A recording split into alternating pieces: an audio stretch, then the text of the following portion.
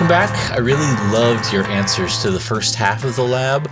You seem to really enjoy heating up the rocks and putting them in the water and heating up the oil and seeing how the energy flows worked. So thanks for all that hard work. I really appreciate it. And I encourage you to go back and visit that lab again because it's a pretty cool one. Today, we're going to take what we learned last week about heating up water and bricks and all that and apply it to a real life setting. So we're going to take a little journey from our school all the way due east to Lamar, Missouri. All right, let's get started.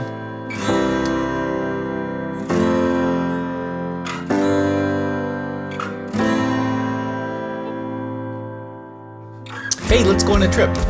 So we're going to go on a Google Earth trip. You have two ways of doing this. You can watch me in this video because I'll be going on the whole trip. Then you don't have to read anything that's on the screen. Or you can take the trip by yourself in Google Earth using the link that I posted to your classroom.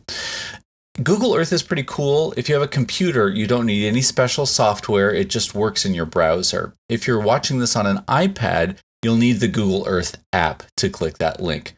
But you could also just watch this video. Either way, you can still listen to me in this video if you want, or you can take the trip at your own pace. It's your choice. Either way, let's go. If you're using Google Earth, look for the navigation arrows near the bottom of your screen and press Next. This is a view from the street just outside our school. If you're watching this on Google Earth, you can pause my talking anytime you want and then tap and click and drag the map around with your mouse to see other stuff. Then press Next again if you want to pick up where you left off. Okay, let's take a look at our location on the planet. If you're on Google Earth, press Next. If you're watching the video, I'll press Next for you. Hey, we're flying. Now look down. That's our yard. Notice those numbers there? That's the way we measure our location on the planet. It's your latitude. One way your location on Earth is measured is in degrees of angle north or south of the equator. The equator is 0 degrees, and the North Pole is 90 degrees. That's called your latitude. There's another measurement, longitude, for how far east and west you go, but we'll talk about that another time. Our school's front door is at exactly 37.5 degrees north of the equator. In the language of maps, that's read 37 degrees, 30 minutes north latitude. 37 degrees, 30 minutes north latitude. If you're on Google Earth, press Next. If you're watching the video, I'll do it for you. Let's slide along that line, the 37.5 degree line, straight to the right, due east, to see what else is at 37.5. Here we go. Oh, and it's the reservoir. That's Crystal Springs Reservoir. We drive over that when we go over the hill. Let's speed it up. If we want to get anywhere, we're going to have to go a little faster. Let's keep moving. We're going to go into the center of California, still along the 37.5 degree line, and arrive at Julian Elementary School. This is an elementary school in Turlock, and it's right at 37.5 degrees also. We're not too far from Yosemite and not even out of California yet. If you're using Google Earth, go ahead and press the Next button. If you're watching on the video, I'll do it for you. Let's keep going east. Say goodbye to the Julian Elementary Mustangs. Press Next one more time, or if you're watching this as a video, I'll do it for you. We're heading into the mountains. We're now at some place called McGee Pass up in the Sierra Nevada mountains. It's got a really pretty view, and somebody even hiked up there, took a picture, and put it into Google Earth. Don't forget, we're still at exactly the same latitude as our school, 37.5 degrees north, but it looks very different from where our school is. And, believe it or not, we're still in California here. Take a look around if you're on Google Earth, and when you're ready, press the Next button. If you're on the video, then I will press the Next button for you. Next stop, we are on a funny-looking ridge in the state of Utah. Let me tilt that camera down a little bit. Can you imagine what could have caused that?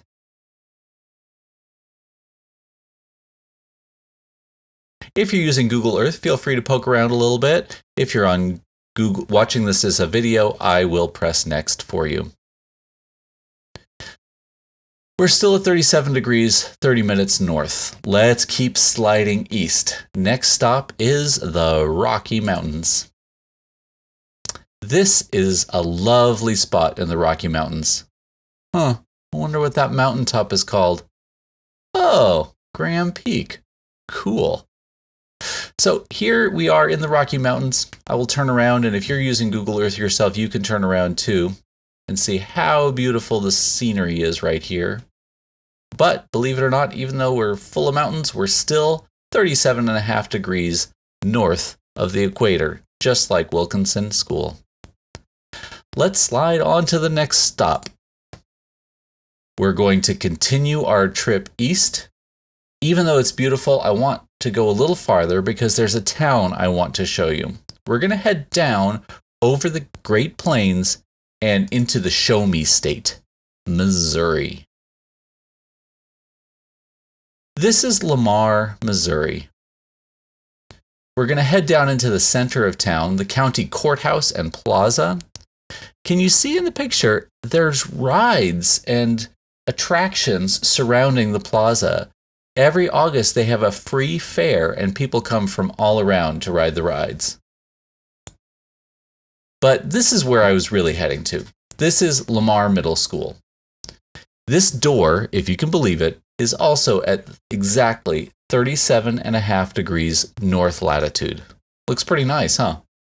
So Lamar hits the 80s and 90s from spring through fall every year, which is way warmer than we usually get in El Granada. But then there's winter. Take a look at this weather map. Can you find Lamar on this map?